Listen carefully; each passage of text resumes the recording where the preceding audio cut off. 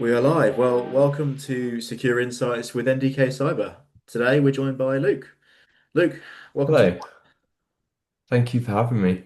Not at all, not at all. So I did a bit of digging and we've had a few conversations. Everything from head of cyber to recently enrolled with Oxford to top cyber CSO in the UK to top cyber innovator. There's a few accolades here that I could touch on, but I figured it's probably easier if you give us a run through of your background and what you're up to, and then we can get into things from there. Yeah, no, thanks, James. So I am a big nerd at heart. I came into cyber through GCHQ Cyber First program whilst I was doing my first sort of degree. So that was mechanical nuclear engineering. Obviously, had nothing to do with cyber. But from there, then went to work for companies such as Rolls-Royce as a threat hunter. Went to work for Aldermore Bank as a SecOps analyst. And then AstraZeneca as a cybersecurity engineer. I then did my first managerial stint at the Salford City Council as a SOC manager, and then now I am the head of cybersecurity for JLA. As you mentioned previously, I've sort of won some accolades specifically around sort of my negotiations and business value add. And also, whilst I was at Salford, I handled three simultaneous incidents within a 6 hour span and is able to successfully mitigate and defend them. So that was the reason for the award last year.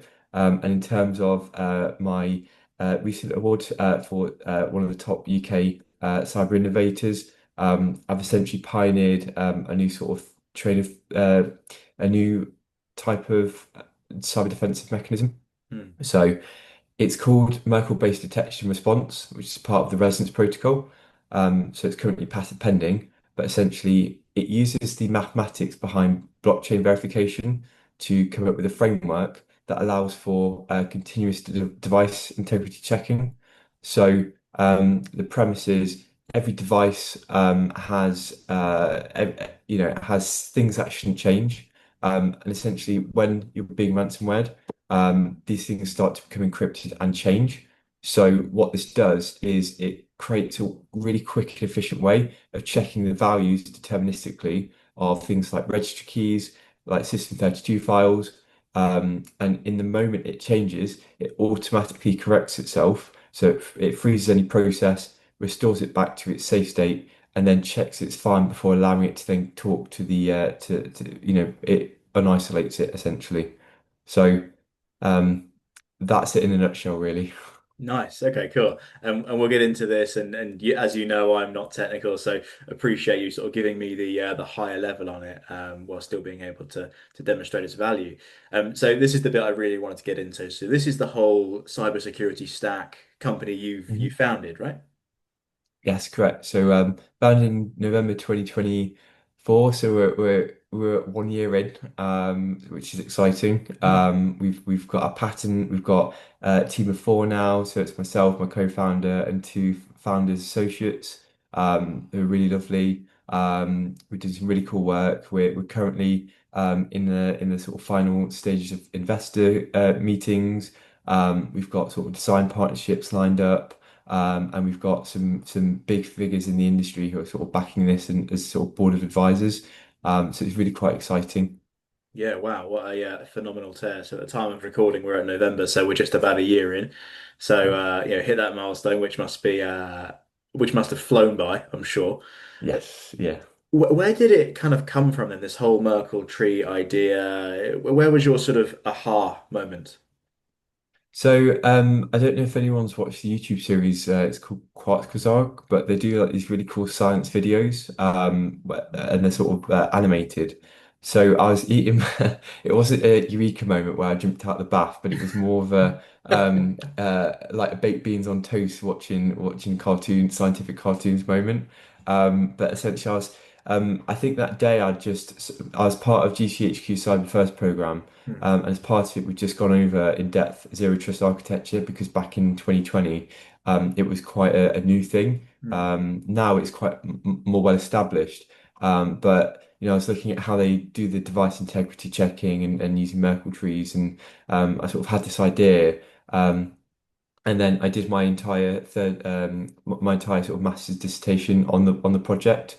So I really went into depth and did developed a simulated environment where I created my own custom blockchain, and created smart contracts to sort of simulate uh, a version of it. And then from there, it sort of sprouted into its own thing. So I've got more hands-on commercial experience, like working in industry, more like cloud infrastructure development experience, and just sort of more business acumen as well, just from being in the industry, like how to handle contracts.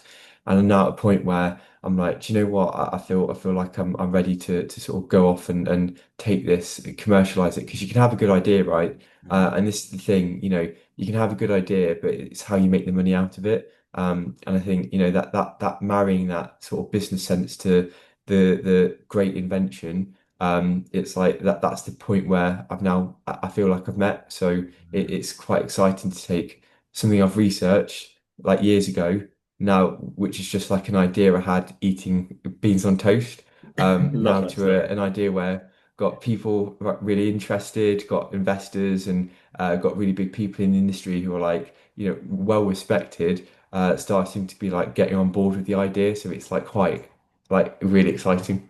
Yeah, that's cool. I love the beans on toast thing. I think we see maybe LinkedIn's a bit of an echo chamber for watching the sunrise in Bali, and this is what it taught me about B2B Oh, sales and all that stuff. But look, here's what happened: beans on toast, watching cartoons. yeah, with a cup of That's tea. awesome. Yeah, that's cool. That's cool. So it's interesting to note that you had the sort of the conception of the idea for a little while before it came to Mhm. fruition where it is now. And you kind of touched on it there, but the whole more, I guess, real world experience, the business acumen, even the technical side of the house. Could you have sort of, in hindsight, launched this product without that experience?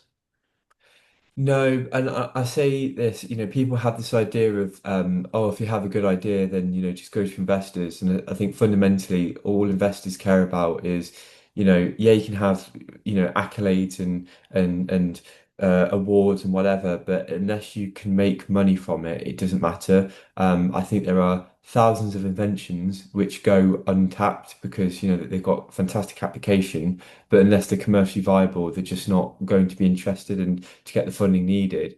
So I think really what has helped is that engineering background. So Mm. developing systems. So to get this up to where it needs to be, I've had to do it in like develop a business strategy where it takes it in different stages.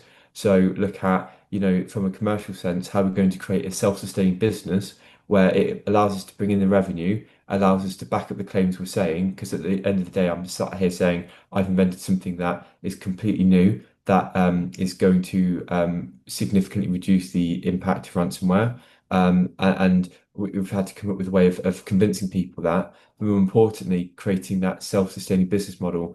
So to answer your question, no, I don't think I would have been able to have done it, Mm. previously, just because, you need sort of that understanding of how people work, how people think, having that now sort of saying, yeah, you can have an idea, but how's it going to fit into an organization? Things like risk mitigation, that's not something until I did ISO, and had to do sort of the 27005 sort of standard, where I'm actually having to think, okay, what's the impact on EBITDA, for example, and Mm. how can we have that language with CISOs where they're actually wanting to buy this? Because they're, at the moment they're thinking, how do these are my biggest risks on the table. I've got ransomware risk, I've got quantum, post-quantum issues. Like, what can I do to reduce the risk of that and show the board that I'm actively working on it? So being able to converse in those languages are really what's going to help. And fundamentally, where I'm going with this is the enterprise market. That's where this is going to end up. So being able to speak that language is really fundamental. And I wouldn't have been able to have had those conversations back at university when I can now do that as head of cyber. Mm. Yeah, that must hold some serious weight when talking to these people and having context overall, I guess. So you Mhm. touched on it at the top of the call then, but just to get into a bit more detail of the product itself. So this whole technology here is ransomware protection. That's what we're zeroing in on, right? Mhm. And as I understand Yep. it, and please feel free to pick me up if this is in any way wrong, but it's a case of you've kind of got, I don't know, a bookshelf full of books that's sort of, stage one. And then if that is then detected to change, if one book on that bookshelf is incorrect or has changed, then it reverts back to the initial type. Yeah, exactly. Okay, cool. What we do is we say each device it has a set of things that shouldn't change, like the books, Mhm. and then think of a spider going around and creating a web between all of them. The moment someone takes a book off that shelf, it's going to cause a vibration along the web, right? Right. So we can instantly detect that, and that's really what this system does. It's taken that verification mechanism from blockchain technology that really because if you think of a blockchain, it's got billions of blocks, right? And you need to be able to quickly verify the whole chain. And that's what this does, is it allows us a really efficient way of detecting what's changed where and then responding to it. So it's like a automated SOAR and SOC experience for enterprise grade SOC experience, a really refined version for a specific niche purpose using this fast and efficient way from blockchain technology. Got you. And so a two-part question here, but I guess top of the question is, how does that differ to what we've got in play today? And then Mm. B would be, the high-profile ransomware cases we've seen recently. I won't name any names, of course, but if they had this kind of technology within their environments, from what we know, would that have helped or stopped those bigger Mhm. ransomware pieces coming through? Yeah, so fundamentally, to answer your question, at the moment you've got tools such as EDRs, SIEMs, and SOARs, and they do a fantastic job when you've got the people there to run them. But that leaves a massive part of the market, like small and medium enterprises who don't have the ability to have that SOAR and enterprise grade response and Mhm. detection response. So that's really where we're coming in and saying our initial product is going to help with that, providing that ransomware protection for companies like the supply chains, for the companies like the retailers who don't have the ability to afford a full-fledged SOC. Not Mhm. everyone does. And even that being said, a lot of companies will just outsource it, like we saw with a significantly major retailer whose contract's just been cancelled with a certain foreign consultancy firm, which we won't go into. But to answer your question specifically, the initial attack vector for that was social engineering. So people using, ringing up the phone lines and saying, "Oh, can you change the password? Can you do this, that, and the other?"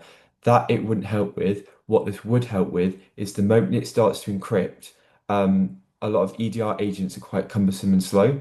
What Mhm. this would do is instantly detect change on a mass scale and is quickly able to revert the change and stop it and pause it. So it would have an effect. It would allow operations to continue whilst you get a full team in to investigate. That's the USP of this is that continued operability whilst there's an issue going on, if that makes sense. It That's our does. sort of niche in the a key, that's our niche in this. It sounds really cool. It kind of it reminds me of that quote. I think, forgive me if I get this wrong, but I think it was Henry Ford who said, like, if I asked people what they wanted, they would have said a faster horse, so I invented a car. So this is kind of taking that analogy and saying, rather than like trying to improve a better EDR or add more people to the SOC, we can do it a different Mhm. way where it's much more reliable, faster, and all that kind of good stuff. It does, and I think what's important is this also works at different layers. So it's not just EDRs. So since CrowdStrike, the incident a few years ago, Microsoft has come out saying most EDRs can no longer work at the kernel layer. So what we do is we say uh, our long-term goal of this is for it to work from the firmware all the way up to the runtime environment. So it's using the kernel, it's using the firmware. It's also using like to the chip level just to detect. So you get a lot of things called sideloading attacks. So these are things where, for example, you've got say you've got an Alexa that's got which is an IoT application device. Say if you get a laser and point it near the microphone and start vibrating causing pulses near the microphone, that can actually cause an attack where it can cause like it to do something unexpected, but essentially hack it from, say, if you get a laser and point it into someone's room to where they've got an Alexa, you could potentially get it to do stuff by just using this laser from outside. And this would help with that because it can detect anomalous behavior Mm. right down to the chip layer. It would help prevent these sideload attacks. So this is where this comes in really handy. Is it's that full layer stack, cybersecurity stack Mm. of protection, not just at the runtime environment. Wow. I'm not even going to get into that laser Alexa conversation now because I think I'll just scare myself before the day's really started. So I guess with this then, so you mentioned you've been having conversations so far. So what's been the overall, I guess, reception to it? And is it like a quick, easy fix, or is it a big sort of system upheaval and change? How does it kind of work? So, in terms of the reception, people have been really eager. So, people who are technical and understand it really like have really got behind this. So they understand. We submitted white papers, and it's causing quite a stir. So, people have been very receptive and eager. In terms of the commercial aspect, so what our first application of it is an agent-based approach in IT enterprises. So that's our first application of it. But then the long-term ambition is to become the Universal Trust Protocol. So this will be baked in from the ground up all the way to the very top. So whether it's between SaaS platforms or whether it's between IoT devices and mesh networks, it would use this resonance protocol to protect itself from tampering. And I think that's really, the long-term ambition. We're doing it in stage approaches because it's like I said before, you can have these good ideas, but you need to make sure it marries well with the business side. So that's why we're creating a sustainable business model, going first into the IT enterprise agent market, but then from there, then sprouting off into all these weird and wonderful applications of it. So whether it's SCADA-based environments, running, for example, nuclear centrifuges, or if it's different other devices like IoT devices for all the drones you get nowadays where they work in sync with each other. There was an issue a few months ago where some of them were hacked. So working maybe in that application where we can stop drones from being hacked, it's quite wide ranging really. And given how light and applicable this is, like you can just basically take this protocol and because it's lightweight in nature, apply it in lots of different settings. It's Wow, that's pretty cool. And you kind of touched on a point there I wanted to ask you around. So the technical folk are bought into the idea and get it and cool. And you mentioned on the business side, it's got to work for the business too. So Mhm. if I'm a CFO, for example, why am I needing to pay attention to what we have here? So I think it's the obviously reduction in risk. So that there's two trains of thought really. There's the first one is preventative. So when you're not in a state of emergency, I think it's that risk reduction from a EBITDA perspective. So most organizations when they're sat there having sort of risk reviews, they'll say our risk of ransomware is this much, and generally they map it to sort of EBITDA impact. So that's usually like 5 to 7% for most organizations. What we would be doing is that conversation of, well, if you implement our product and we're going to get this validated once we do our design partnerships, but essentially we're going to reduce your EBITDA impact by this much, which saves you potential money down the line. There's also the CFO in terms of the pricing. We are very from compared to an EDR solution like CrowdStrike or Sentinel-1, we are very, very competitive. We don't do all the features. We're not in direct competition with EDR tools, but just if you're looking for something specifically for that tamper resistance and ransomware protection, we are very, very well priced.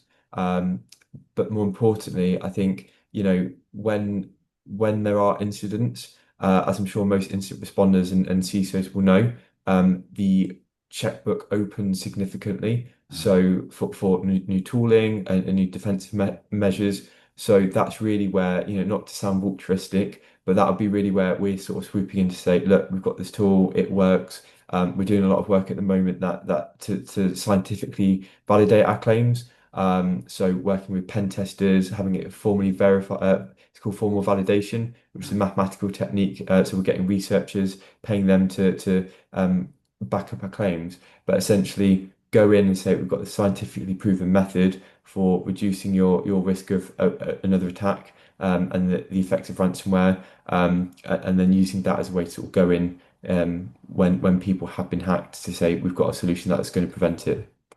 Wow. So it's not only huge on the actual improving security aspect, but it's also financial. You know, haven't got to do the whole MSSP, EDR expense, building out an internal SOC team piece as well. Yeah, so I'm not going to sit here and say it will do everything that a SOC does because a SOC definitely has its place. Hmm. It also won't provide, EDR tools are fantastic for what they do. This is a really deterministic tool that allows you for, I suppose the biggest things here is it's light and nimble. It does an automation piece which SOCs and SOARs do, but more clunky and time consuming. But more importantly, it significantly reduces your risk of operational downtime due to ransomware. Wow. And ransomware as a whole, just to get your take on this, we've had a few conversations around this, and a few guests have spoken about this on the podcast as well. It just seems to be exploding right now, and yeah, we've got it's well documented. All the cyber criminals are fully sort of enterprise grade systems. They've got call centers and chatbots and everything else to help you Yeah. get your ransomware undone. It's crazy. I can't believe the scale of it. Do you see that slowing Yeah. down? No, I think nowadays, given AI as well, so you've got a lot of sort of AI powered sort of malware as a service. So what you'll have on the dark web and there's quite a lot of CTI, cyber threat intelligence analysts reporting on this at the moment. You've got a lot of dark web forums where they just say, like ChatGPT, where you type in, your prompt. Mm. You can actually put in a prompt as to, I want this company taken out, and then it'll automatically generate like the company, the scope, and then how much it's going to cost to take that company down. So it's really quite advanced, and it will do all the recon, the whole process of that triaging. So it's becoming much more accessible. As you say, if you've got an ex-employee who's got a vendetta and they want to cause a nuisance for the company, just go on these dark web forums and type in, I want to take down this company. Oh, that's going to be £1,000 worth of Bitcoin. You hand over your money. That company's then, held to ransom. So, to answer your question, I do see it getting significantly more prevalent. Wow. I didn't know about that element. That's terrifying. Even if you caveat it, well, AI is not always right, You don't really care if it's sort of on the attacker's front, you can just do it again or change it or something. But from a Yeah. defender's perspective, that's terrifying. Yeah. Well, yeah, I think it comes down to the sort of, mentality that it just takes one chance for an attacker to get in for them Mm, to cause a lot of damage, whereas we have to be constantly, 100% of the time preventative. mm. So it's that sort of difference in sort of chance really. It just makes our job, sort of the blue team, much more difficult. Wow. Okay, and you mentioned her on the vision. It's going to be, the goal is here to be the universal protocol, which is awesome. What a goal to go for. What's kind of in between now and then? What's the sort of the scale up idea, the markets? What's the feel from your perspective? So I think the first thing is standardization. So given how radical this is and how sort of embedded we want this, it's not just a agent solution. This will fundamentally become a architectural standard. So we're working with a lot of the standardization bodies, the Internet IETF, Internet Engineering Task Force, the IEEE, and a few other sort of boards to get this sort of where it needs to be. The first thing is obviously, as I said, building that sustainable business model is going to be very R&D focused, but more importantly, it's building trust. So I don't know if you saw my post, but I'm a relatively don't come from well connections, so it's building those connections out, making sure that the right people are involved in this, and getting proper buy-in from government, from industry, to really standardize this. And this is why I've done the sort of dual parts. I've made the code and the underlying principle source available, which essentially means, if you're a researcher or if you want to check it out for personal a personal hobby or whatever, you can go on my GitHub and check it out. However, all of the commercial opportunities remain exclusively with my company. But if you want to test it out just for that validation, people are more than free to do so. That's awesome. That's awesome. Look, we've covered a load of exciting things here. I always ask at the end of the episodes, what are you excited about? I feel a bit of a fool doing that here, given all these things you've got going on. But is there anything particularly standing out, or have we tackled it all? No, I think it's good. I think there's so much going on in the space at the moment. One thing I would just say is I do think compared to the US, the UK needs to help out startups more. I understand that people have tight budgets, but what I would say is, the US is far out competing us in terms of their ability to get things to market, to test out new ideas, to take on more risk. And as a result, like their startups and they're innovating at a much faster pace. And it's genuinely infuriating when you've got an idea which is, it's been accoladed, it's been vouched for by the best people, but you've got people who just don't want to take a risk because, uh,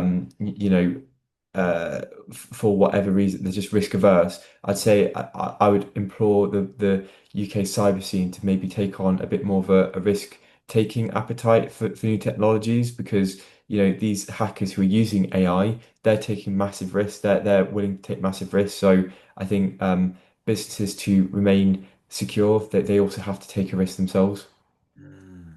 And please don't go into this in any detail if you don't want to, but from your experience, UK versus US, just that example there, is it literally just an appetite for risk of dollars, or is it It pace, or I don't know? It's nice and day different. So in the US, you can go for a week, and within a week, you sat meeting with heads of and massive companies, and they're wanting to do design partnerships. In the UK, it's like getting blood out of a stone. I would just say we're sat there saying, "Oh, we need to invest in the UK, and the UK economy is not doing great at the moment." Everybody has a part to play in helping with this, Mm. and fundamentally, and the economy is made up of a group of people, right, who all need to help each other out. So my advice is if we want to sort of stimulate it, take meetings, take on a chance.